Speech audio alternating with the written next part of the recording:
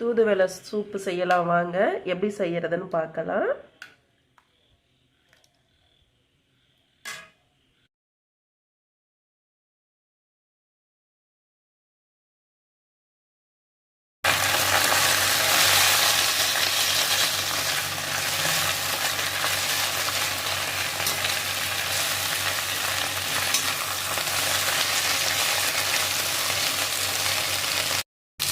தூதுவளை நல்லா வதங்கி போச்சு. இதை நம்ம வேறு பாத்திரத்தில் மாற்றி ஆற வச்சு நல்லா நைஸாக அரைச்சி எடுத்துப்போம். வானலில் 1 ஸ்பூன் எண்ணெய் விட்டுருக்கேன். ஒரு 10 பல் பூண்டு பொடியை நறுக்கி வச்சுருக்கேன். ஒரு துண்டு இஞ்சி நறுக்கி வச்சுருக்கேன். இதை ஆட் பண்ணி லைட்டாக வதக்கலாம்.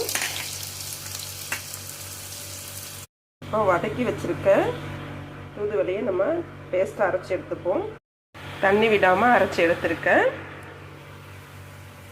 பூண்டு வதங்கி போச்சு. இந்த ஸ்டேஜில் நான் ஒரு பெரிய வெங்காயத்தில் அரை வெங்காயம் போட்டிருக்கேன். 2 பச்சை மிளகாய் போட்டிருக்கேன். இதையும் அதோட சேர்த்து வதக்கி எடுப்போம். ரொம்ப வதங்கக்கூடாது, லைட்டாக தான் வதங்கணும்.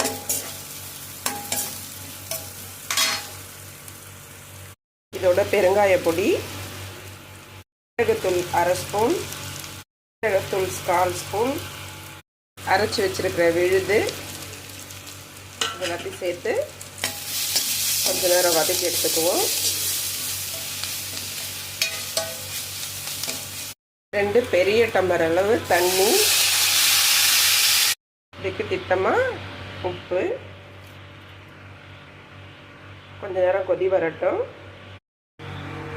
கார்ன்ஃப்ளவர் மாவு 2 ஸ்பூன் எடுத்துருக்கேன். இதை தண்ணி விட்டு நம்ம கரைச்சி எடுத்துப்போம்.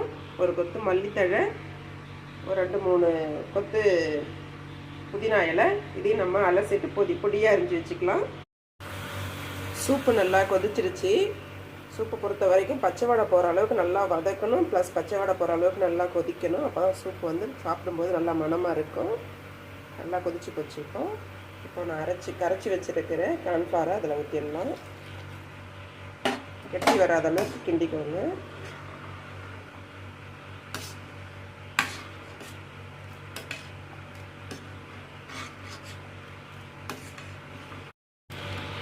இப்போ சூப்பு ரெடி ஆகிடுது.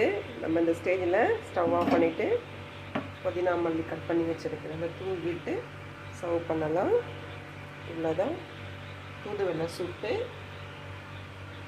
யாருக்கெல்லாம் என்னுடைய சமையல் பிடிச்சிருக்கோ ஷேர் பண்ணுங்கள், லைக் பண்ணுங்கள், கமெண்ட் பண்ணுங்கள். என்னோடய சேனல் பார்த்ததுக்கு ரொம்ப ரொம்ப நன்றி.